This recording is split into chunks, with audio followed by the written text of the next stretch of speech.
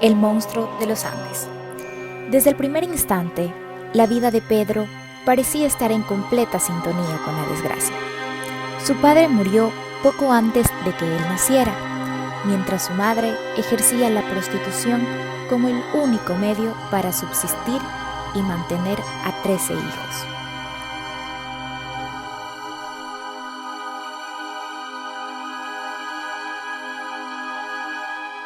No conforme con este panorama, la situación política de Colombia no era nada favorecedora. La cruenta guerra civil no declarada, conocida como la violencia, marcaba el inicio del periodo más sangriento en la historia contemporánea del país cafetalero.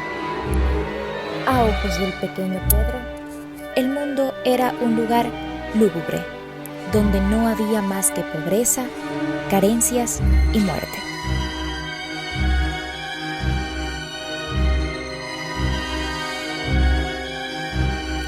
A los 9 años de edad, su camino se complicó aún más. Pedro intentó abusar sexualmente de su hermana menor y su madre decidió echarlo de casa. A partir de entonces, se convirtió en un niño sin hogar que deambulaba en las calles de Bogotá y robaba autopartes para subsistir. La difícil vida del menor bien podría explicarse como una víctima de las condiciones en que se desarrolló.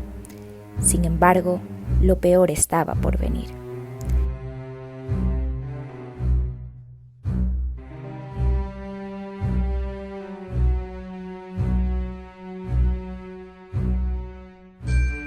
En plena mendicidad, Pedro creyó tener un golpe de suerte cuando fue adoptado a los 12 años por una familia estadounidense.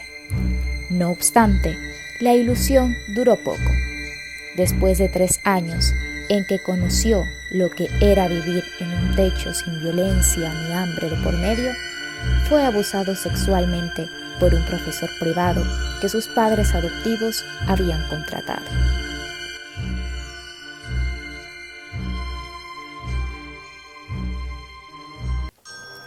De nuevo en la calle, Pedro retomó el robo de automóviles cada vez con más maestría, pero fue detenido en una ocasión y encarcelado a la edad de 21 años. Una vez en prisión, fue abusado sexualmente por 3 presos antes de salir libre 9 años después, en 1978.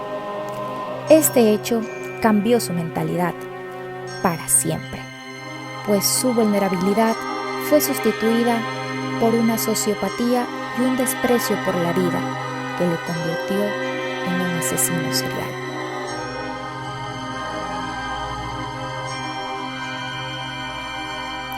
Su experiencia en la cárcel llevó los crímenes de Pedro a otro nivel, transformándose en un abusador sexual y un asesino. La mayoría de sus víctimas cumplían con un mismo perfil: mujeres jóvenes, menores de edad, indígenas y que él mismo consideraba inocentes. Así fue el inicio de un historial criminal sin parangón en la historia, que habría de sembrar terror en Colombia, Perú y Ecuador por igual.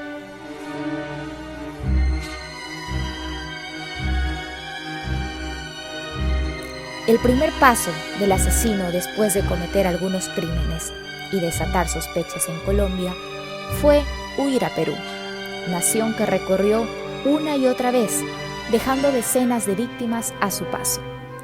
La violencia contenida en cada asesinato, previo abuso sexual, se producía en distintos casos, mismos que unió la policía para la hipótesis de la existencia de un asesino serial. Los casos aumentaban la alarma en Perú, cuando el asesino intentó secuestrar a una niña en un mercado de Ayacucho, al sur de Perú, y fue capturado por los pobladores. Enfurecidos, lo desnudaron y torturaron, enterrándolo vivo y vertiendo miel sobre su cabeza, para que fuera devorado por los insectos. No obstante, fue salvado de último momento por la policía.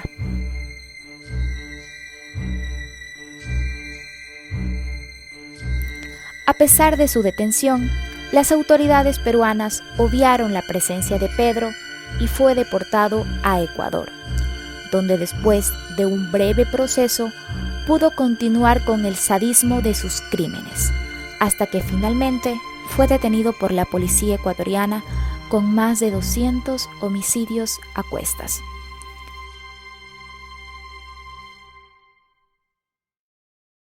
En 1994 fue extraditado por autoridades colombianas. Sin embargo, luego de pasar 4 años en un hospital psiquiátrico, fue sorpresivamente dado de alta y puesto en libertad. Desde entonces, en cada desafortunada ocasión en que coinciden un par de asesinatos en Perú, Ecuador o Colombia, el nombre de Pedro resuena en las comisarías ante la incógnita del paradero actual del monstruo de los Andes.